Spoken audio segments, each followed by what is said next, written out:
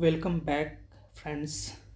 और आज हम लोग देखेंगे today I will analyse PYQ of CSE prelims 2025। इसके पहले मैं कुछ चीज़ें बता देना चाहता हूँ कि आज हम लोग क्या करेंगे कि कैसे प्रीलिम्स के क्वेश्चंस हम लोग कॉमन सेंस से और लिमिटेड नॉलेज से हम लोग कैसे सोल्व करेंगे। ठीक है ना, लिमिटेड नॉलेज से। रुक जाओ एक मिनट। ठीक है ना, लिमिटेड नॉलेज से हम लोग कैसे सोल्व करना है क्वेश्चन को। तो कि इसका रीज़न मैं बता देता हूँ कि 29 अप्रैल को मेरा मेंस था BPSC BPSC 70th मेंस था, ख़त्म हुआ था 29 को। और मैं आया था दिल्ली लगभग 1 तारीख को आया था। 2-3 दिन तो रोने में चले गए थे कि DI गलत हुआ है, ये गलत हुआ है। तो मेरे पास hardly I was left with 20 days. ठीक है ना, I was left with 20 days. अब 20 डेज में ही मुझे करना था क्योंकि it was my last attempt. तो मैंने कुछ, इसके पहले भी मैं ऐसे ही करता था, मैं ज़्यादा पढ़ता तो था नहीं, वो आपको मैंने पहले बता रखा है। तो मैंने कैसे इसको सोल्व किया है क्वेश्चंस को, वही चीज़ मैं आपके साथ शेयर कर रहा हूँ। अगर आपने ये सब चीज़ें एग्ज़ाम में अप्लाई किया, जो मैं बोल रहा हूँ, जो भी मैं चीज़ें बता रहा हूँ, apply it in your CSE prelims 2026। इसको अप्लाई करो, आराम से अच्छे नंबर आएंगे। अच्छे नंबर क्या, मेरे 170 मार्क्स आ रहे थे विजन IAS आंसर की से। ठीक है ना, विजन IAS आंसर की से। अब 117 में ये तो कट ऑफ तो निकला ही, इसके साथ ही मेरा फॉरेस्ट का भी कट ऑफ निकल गया। और फॉरेस्ट का ये मेरा दूसरा कट ऑफ क्लियर हुआ था। इसके पहले भी 2022 में हुआ था, और लास्ट ईयर भी मेरे मात्र 3 मार्क्स से नहीं हुए थे कट ऑफ फॉरेस्ट का क्लियर। CSE का तो हर बार ही हो रहा है, फॉरेस्ट का लास्ट ईयर भी मेरा 3 नंबर से मात्र नहीं हुआ था फॉरेस्ट क्लियर। ठीक है ना, आई थिंक 99 या 100 था शायद मेरा 96-97 मार्क्स थे। ठीक है, तो अब आ जाते हैं कि पहला क्वेश्चन, इसको जल्दी जल्दी सोल्व करेंगे। और ज़्यादा एक्सप्लेन यहाँ पे नहीं करूँगा क्योंकि देखो यहाँ पे ज़्यादा सोल्व करूँगा ना, एक ही क्वेश्चन में 10-10 मिनट लग जाएगा, क्योंकि बहुत ही ज़्यादा इसको एक्सप्लेन करना पड़ जाएगा ये सब क्वेश्चन को। तो ज़्यादा मैं एक्सप्लेन नहीं करूँगा, बस आपको ट्रिक बताऊँगा और टिप्स बताऊँगा कि कैसे लिमिटेड नॉलेज अप्लाई। जैसे ये क्वेश्चन है, और देखो जो भी क्वेश्चन मैं करवा रहा हूँ ना, उसको करने से पहले आप एक बार पॉज करना वीडियो, खुद से आंसर निकालना। नहीं निकलेगा तभी मेरा ये वीडियो ये उसके बाद आगे आप ये मेरे वीडियो को देखना। ठीक है ना, तो सबसे पहला, with reference to investment consider the following and how many of the above are treated as alternative in investment fund. मुझे नहीं पता था, ये लिटरली बता रहा हूँ, मुझे नहीं पता था कि ये सब तो मुझे पता था, ये भी पता था, लेकिन इसमें से कौन से ऑल्टरनेटिव इन्वेस्टमेंट फंड है ये नहीं पता था मुझे। ठीक है ना, तो इसको मैंने कैसे किया था, तो एक तरीका होता है कि अगर 4 स्टेटमेंट्स ऐसे दिए हो ना, और उसमें अगर लिखा रहेगा ओनली 1, ओनली 2, ओनली 3, ओनली 4, तो 4 में से 2 सही होते हैं, 4 करेक्ट होते हैं। ठीक है ना, तो ओनली 2 मैंने मार दिया था और मेरे सही हो गए थे। समझ में आ रहा है मैं क्या बोल रहा हूँ, कि अगर ऐसे जब भी आए ना कि 4 में से 2 करेक्ट कर देना, ओनली 2।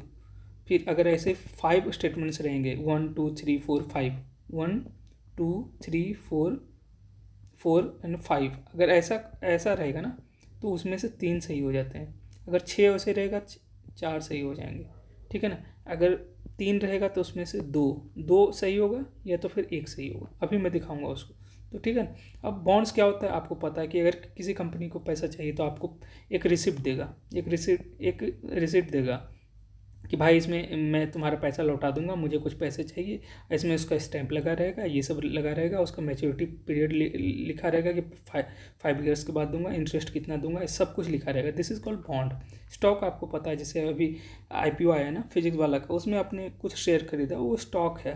ठीक है ना, वो स्टॉक है। फिर हेज फंड क्या होता है, हेज फंड का मतलब ये होता है कि अगर आपने एक कोई इंस्टीट्यूशन है, चाहे कोई इंडिविजुअल है, उसने पैसे बहुत सारे सभी जगह से पूल किया है। ठीक है ना, बहुत सारे पैसे पूल किया है बहुत सारे लोगों से, उसको कहीं और इन्वेस्ट करेगा। This is called hedge fund and it is manage by professional. ये कोई एक आदमी नहीं करता है, इसके साथ 10 आदमी रहेंगे। 50 आदमी और सारे सारे प्रोफेशनल, उनको पता है कि कैसे इसको इन्वेस्ट करना है। और उस वो जो पैसा आपसे लिया है ना, उसका एक पार्ट वो जस्ट जैसे कि इसमें पॉजिटिव आ रहा है ना उसके लिए, तो इसमें ऐसे डायरेक्शन में इन्वेस्ट करेगा कि पूरा रिस्क मिनिमाइज हो जाए। That's why it is called hedge fund. Hedge करता है उसको कुछ पार्ट को, ठीक है ना। एंड वेंचर कैपिटल, पता ही है कि कोई भी इंस्टीट्यूशन मतलब जैसे कि आपका हो गया ये इंश्योरेंस कंपनी और आपका कोई कंपनी आपने बनाया, उसमें आपका इन्वेस्ट कर रहा है, बहुत सारा पैसा लगाया, उसके बदले में आपने इसको 20% अपना स्टेक दे दिया। This is called venture capital. ऐसे ही होता है कि एंजल इन्वेस्टर में कोई इंस्टीट्यूशन नहीं होता है, ठीक है ना। उसमें क्या होता है, कोई एक पर्सन इन्वेस्ट करता है, हाई नेट इंडिविजुअल, ठीक है ना। और हेज फंड में भी किससे पैसा लिया जाता है, हाई नेट इंडिविजुअल से ही लिया जाता है। आप खुद सोचो, जिसके पास मानो कि 5 लाख हो, 10 लाख हो, उसी से अगर पैसे ले उसके डूब गए तो गया ना, तो नहीं होता ऐसा, ठीक है ना। तो इसका आंसर 2 हो जाएगा। अब आ जाओ, which of the following are the sources of income of RBI। अब ये मानो नहीं पता है आपको ये क्वेश्चन, जैसे कि बाइंग एंड सेलिंग ऑफ, सब पता है, सबको पता है कि हाँ इससे उसको पैसा आता है RBI को। कैसे आता है, ओपन मार्केट ऑपरेशन OMO से आता है, जिसमें कि वो सिक्योरिटीज बेचता है, गवर्नमेंट का खरीदता है। Buying and selling foreign currency, of course mainly RBI ही करता है ये सब काम, तो उससे पैसा आता है उसको। पेंशन फंड मैनेजमेंट, मुझे नहीं पता है मानो। अब आ जाते हैं लेंडिंग टू प्राइवेट कंपनीज, ये कब से होने लग गया भाई। प्राइवेट कंपनी को कहाँ से पैसा देता है, हाँ वो प्राइवेट बैंक को देता है। प्राइवेट बैंक को लेंड कर सकता है, प्राइवेट कंपनीज को नहीं कर सकता, ठीक है ना, RBI। तो ये तो गलत है, तो 4th को आप गलत कर दो। तो 4th को जैसे गलत करोगे तो या तो A होगा या तो D होगा। अब देख लेते हैं डी क्या है। डी में 5th, printing and distributing currency. हाँ, प्रिंटिंग एंड जब प्रिंटिंग करते हैं इसको साइनोरेज बोलते हैं, तो उसमें पैसा उसको जनरेट होता है भाई। साइनोरेज मतलब होता है जैसे कि 10 रुपया मैंने प्रिंट किया, तो 10 रुपया प्रिंट करने में 2 रुपया लगा होगा ना, इन दोनों का डिफरेंस जो आता है 8 रुपया, इस पर से कुछ भी अगर फ़ायदा हो रहा है इसको RBI को, दिस इज़ कॉल्ड प्रिंटिंग में उसको बेनिफिट हो रहा है। एंड डिस्ट्रीब्यूटिंग करेंसी नोट्स, हाँ तो इसका आंसर ये हो जाएगा D, ठीक है ना, 1, 2 एंड 5। अब इसका एक और ट्रिक बता देता हूँ। जनरली आप देखोगे ना ऐसे क्वेश्चंस में जिसमें कि इसमें क्या है, A और D है, ठीक है ना। तो इन दोनों में बड़ा कौन सा है बताओ, इन दोनों में बड़ा कौन सा, आपने इसको हटा दिया ना, एलिमिनेट कर दिया ना 4th को, तो इन दोनों में बड़ा कौन सा है। जनरली आप देखोगे जो 1, 2 एंड 5 ये ज़्यादा है ना, ये ज़्यादा बड़ा आंसर है, ये जनरली हो जाता है। ऐसे तो तुक्का नहीं मैं लगाने बोल रहा हूँ, लेकिन ऐसा इसका आंसर ऐसे ही होता है। अब आगे भी देखना है इसका। 3rd क्वेश्चन है, फिर से पॉज करो, आंसर खुद निकालो, आंसर नहीं निकलता है फिर देखो आगे। अब with reference to the government of India consider the following information, organisation, some of its function. It was one of the toughest question, लेकिन इसको मैंने कैसे सोल्व किया था, मैंने इसको बिल्कुल ईजी बना दिया था। कैसे, देखो ईडी इतना ज़्यादा न्यूज में भाई, ये होम मिनिस्ट्री में कब से आ गया। ईडी आप देखते हो कहीं पे भी कुछ करप्शन होता है तो तुरंत वहाँ ईडी पहुँच जाता है। तो होम मिनिस्ट्री, हाँ आपको लगता होगा कि मोटा भाई मैनेज करते हैं ये सब अमित शाह जी, लेकिन ऐसा तो नहीं होता है ना। ये किसके अंदर में आ जाएगा, ये आपका आ जाएगा फॉरेन, ये फाइनेंस मिनिस्ट्री के अंदर में आएगा, ठीक है ना। तो ये तो गलत है, तो पहला जैसे ही गलत हो गया, ये तो हुआ नहीं। और जब भी ऐसा क्वेश्चन आएगा जनरली याद रखना, जनरली बता रहा हूँ कि नन पे नहीं जाना। हाँ नन भी होता है आंसर में, मना नहीं कर रहा हूँ, लेकिन आपको अगर नहीं आता, आपको तुक्का लगाना है, नन को तो पहले कैंसिल कर दो। और 1 मैंने बताया कि नहीं हुआ, तो और मैंने ऊपर भी बताया था कि अगर ऐसा स्टेटमेंट आ जाए ओनली 1, ओनली 2, ओनली 3, तो इसमें से इन तीन में से या तो 1 पे टिक मार देना है या तो 2 पे टिक मार देना है, ठीक है ना। तो ओनली 1 तो होगा नहीं। डी मैंने नन तो मैंने बोला हटा दो पहले ये सब। अब आ जाओ directorate of revenue intelligence DRI, ये 2 साल पहले न्यूज़ में था, कहीं किसी पोर्ट पे बहुत सारा ड्रग्स पकड़ाया था, ठीक है ना। तो उस समय ये बहुत ज़्यादा न्यूज़ में था 2023 के आसपास, अभी नहीं न्यूज़ में था। सोचो उस समय का ये क्वेश्चन पूछ रहे हैं। अब इसमें देखो डिपार्टमेंट ऑफ रेवेन्यू, ठीक है ना, डिपार्टमेंट ऑफ रेवेन्यू में ऑफकोर्स आएगा। डिपार्टमेंट रेवेन्यू में ये लोग, इनका काम ही होता है, याद रखना, इनका काम ही होता है स्मगलिंग को देखना। DRI का मेन काम ही होता है इसमें ये CBIC के अंडर में आता है। एक्चुअली ये CBIC के अंडर में आता है, and CBIC is a part of department of revenue, ठीक है ना। डिपार्टमेंट ऑफ CBIC क्या है, central board of indirect taxes and custom, उसका पार्ट है ये डायरेक्ट DRI, लेकिन CBIC is a part of department of revenue, that's why DRI is a part of department of revenue, ठीक है ना। और ये enforces the provisions of custom of course करता है, ठीक है ना। तो पहला देखो ED के लिए ये वाला चीज़ सही था, लेकिन ये गलत था, तो ये पहला गलत हो गया।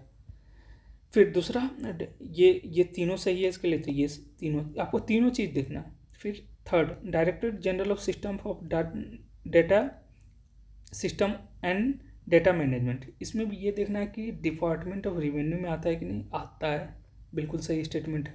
And carrying out big data analyst of assist, ये तो नाम से ही पता चल रहा है, डेटा मैनेजमेंट टैक्स के लिए काम करता है, ठीक है ना।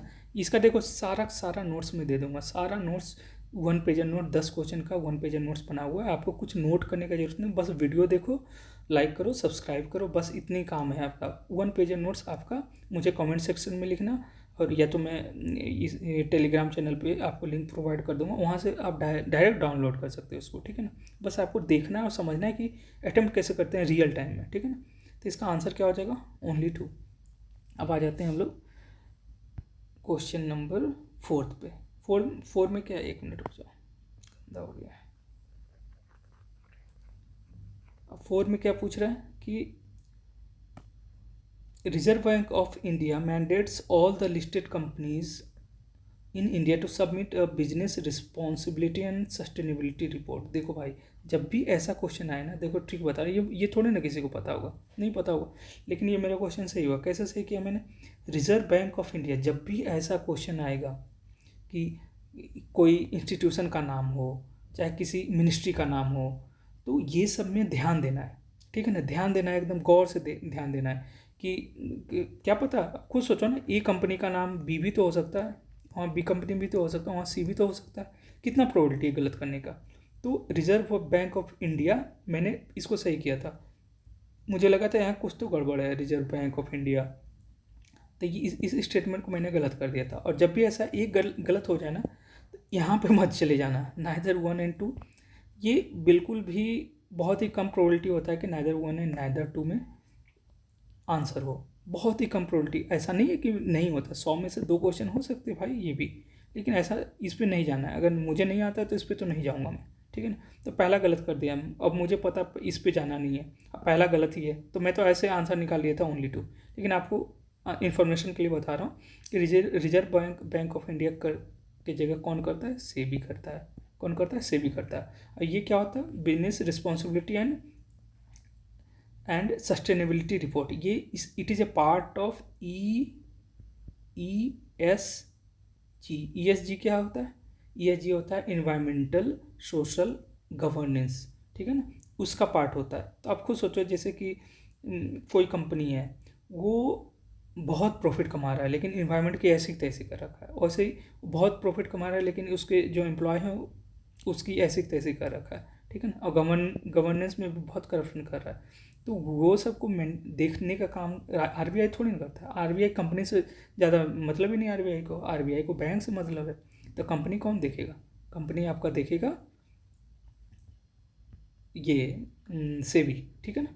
अब आ जाते हैं, तो इसका आंसर ओनली 2 इज करेक्ट। अब आ जाते हैं 5th पे। 5th में क्या है कि consider the following statement, in India income from allied agricultural activity like poultry farming and wool rearing in rural areas is exempted from any tax. देखो ये स्टेटमेंट, जब भी ऐसा स्टेटमेंट आए ना 1 एंड 2, तो इसमें सबसे पहले आपको ध्यान में रखना है कि इन दोनों में से कोई एक इनकरेक्ट है क्या। अगर इन दोनों में से एक इनकरेक्ट होगा ना, तो अपने आप आंसर आ जाएगा, इसमें आपको कुछ भी दिमाग लगाने की जरूरत नहीं पड़ेगा। तो इसमें से तो पहले, ये बहुत इजी क्वेश्चन था एक्चुअली, तो क्योंकि आपने पढ़ा होगा कि इतना सारा एग्रीकल्चर के लिए अभी जो जितने भी फार्म लॉ आए थे उसके लिए ये लोग धरना प्रदर्शन इतना हुआ पंजाब में, हरियाणा में, तो वो लोग एग्रीकल्चर प्रोडक्ट्स के लिए था, ठीक है ना।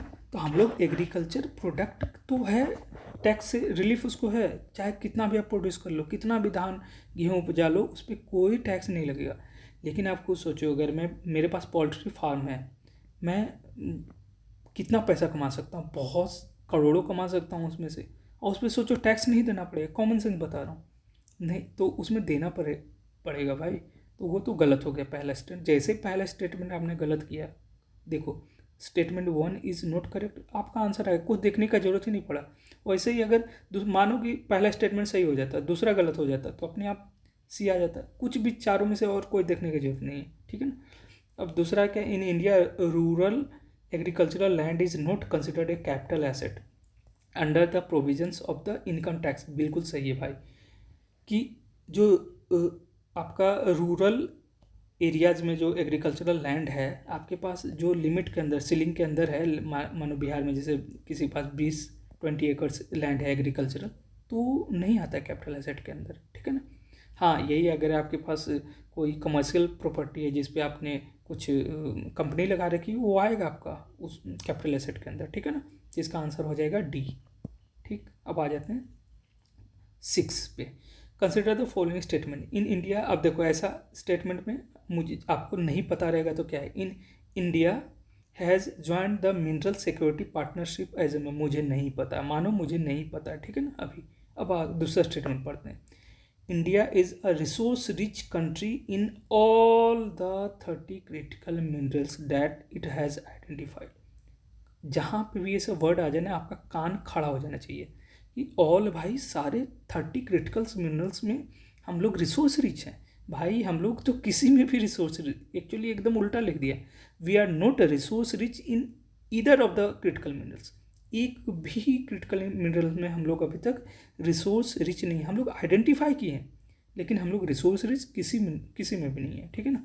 तो ये स्टेटमेंट तो ऐसे गलत हो गया, जैसे 2 गलत हुआ, देखो ये गलत हो जाएगा, बी भी गलत हो जाएगा, ए भी गलत हो जाएगा, आंसर अपने आप से निकल गया। समझ में आ रहा है? तो अब देख लेते हैं। India has join the minerals security partner MSP को ज्वाइन किया है इंडिया 2023 में। This is correct statement. मुझे नहीं पता था एक्चुअल में मुझे नहीं पता था, इसको मैंने एलिमिनेशन से निकाला था, ठीक है ना। 2023 में it is led by MSP is led by USA इसको लीड कर रहा है अभी, इसके कुछ और कंट्रीज़ के साथ में है, और वो देखता है कि कैसे क्रिटिकल मिनरल का सप्लाई चेन बना रहे हैं, ठीक है ना।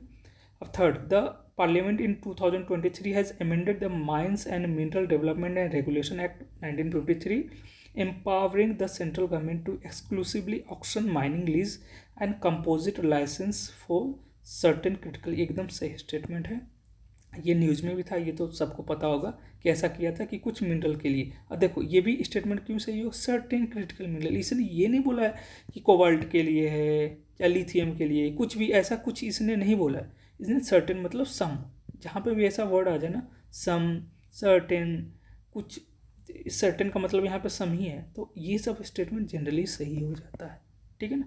अब आ जाते हैं अगला, 1 मिनट, ये 6 था ना, हाँ 7th पे आ जाओ। 7th में क्या है,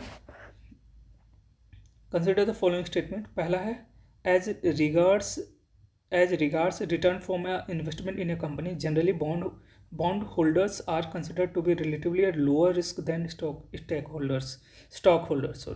तो स्टॉक होल्डर्स क्या होता है, अभी मैंने बताया ना आपको कि आप कोई, जैसे IPO आया है अभी फिजिक्स वाला का, आपने एक शेयर खरीद लिया, तो you have become small owner of the company.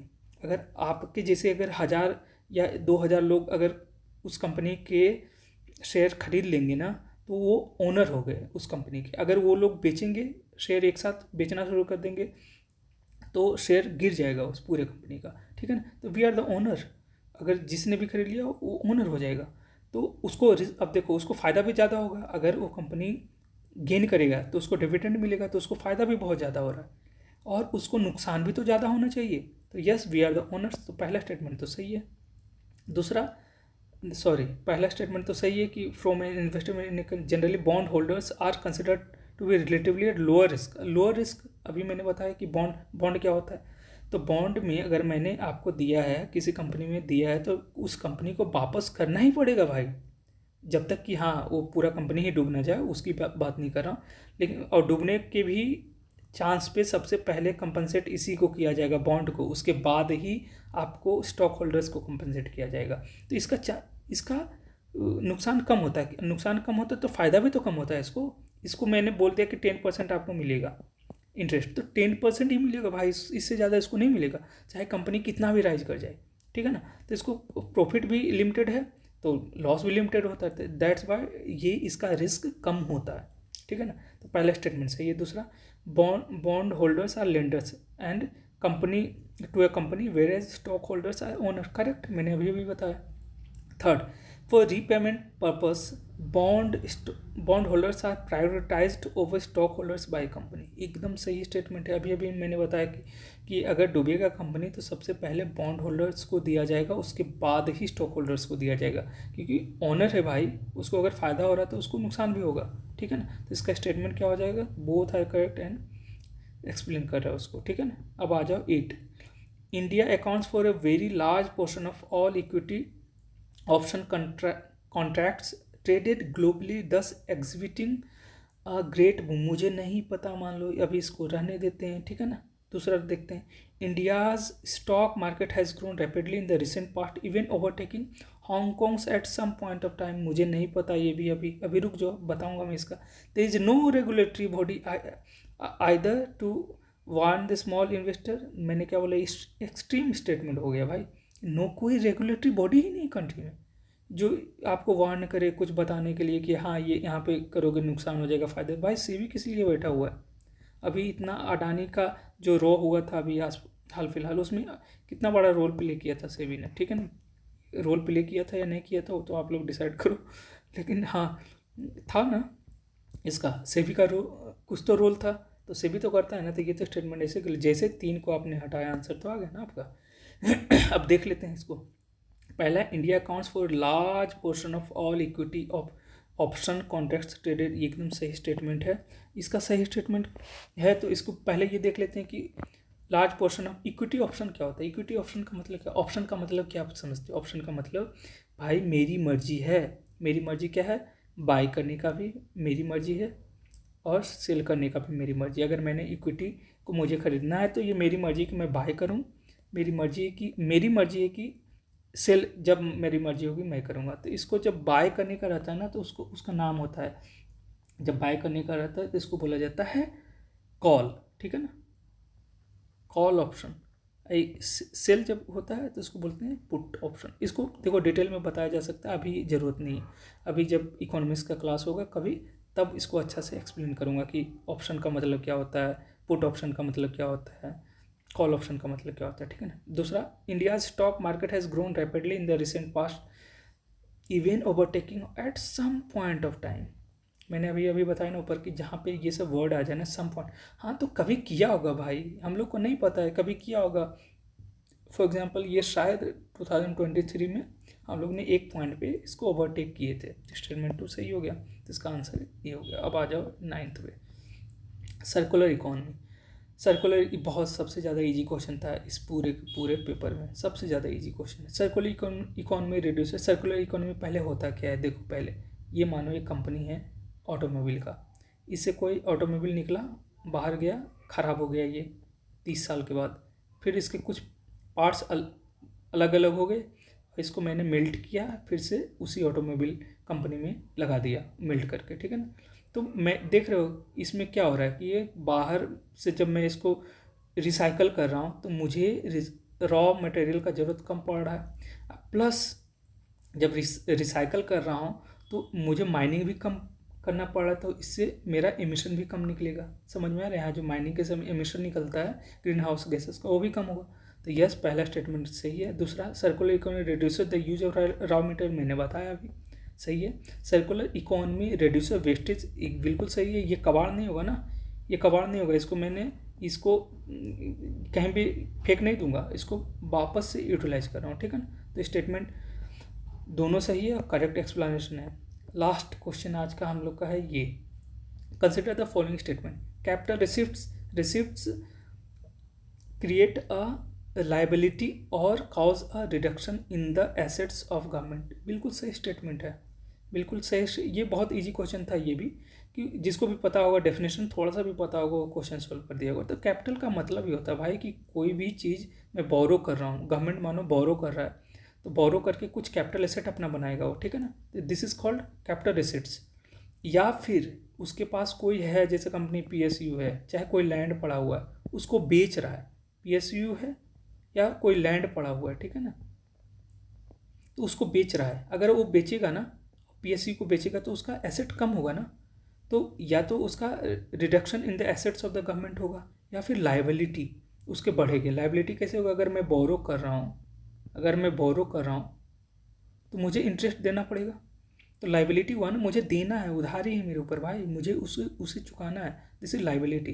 तो फर्स्ट स्टेटमेंट इज करेक्ट। दूसरा, borrowing and this investment are capital asset. अभी अभी मैंने बताया, बोरोइंग करूँगा तो भी कैपिटल होगा, और अगर डिस इन्वेस्टमेंट किया, मैंने अपना लैंड बेच दिया, गवर्नमेंट ने अपना PSU और लैंड बेच दिया, तो डिस इन्वेस्टमेंट हुआ। अभी आजकल गवर्नमेंट डिस इन्वेस्टमेंट का टारगेट रखता है, बट वो पूरा नहीं हो पा रहा है।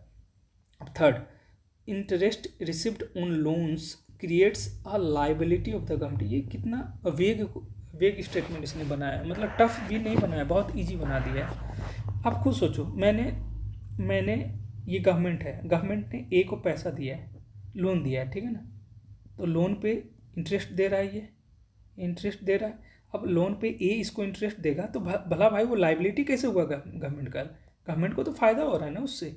लाइबिलिटी क्या हुआ? मेरे ऊपर उधारी का कर्ज है भाई, मुझे चुकाना है। लाइबिलिटी नहीं, उसको तो फ़ायदा हुआ, तो रेवेन्यू रिसिप्ट में हो जाएगा। Revenue receipt actually it is a revenue for the government, वो फ़ायदा हो रहा है गवर्नमेंट को, तो ये तो ऐसे गलत है। तो पहला जैसे गलत होगा, और 1 और 2 हमें पता ही था सही है, तो this is the correct answer, ठीक है ना। आज के लिए हम लोग इतने ही करेंगे। आपको देखो, इसमें आपको कुछ भी ऐसा लगा जो आपको एकदम कुछ नहीं पता है, आप नहीं सोल्व कर सकते हो, 10 में से आप मुश्किल से, मैं बोलता हूँ कि 2 क्वेश्चन आपको ऐसा लग रहा होगा कि थोड़ा सा मुश्किल है, 10 में से 2। ऐसे ही आप अगर इसी दिमाग से मेंटलिटीज़ करोगे ना, शांति से जाओगे एग्जामिनेशन में, कॉन्फिडेंस से, तो लगभग आप सारे क्वेश्चन ऐसे करके आ जाओगे लिमिटेड नॉलेज से, ठीक है ना। Thank you for watching the video, thank you.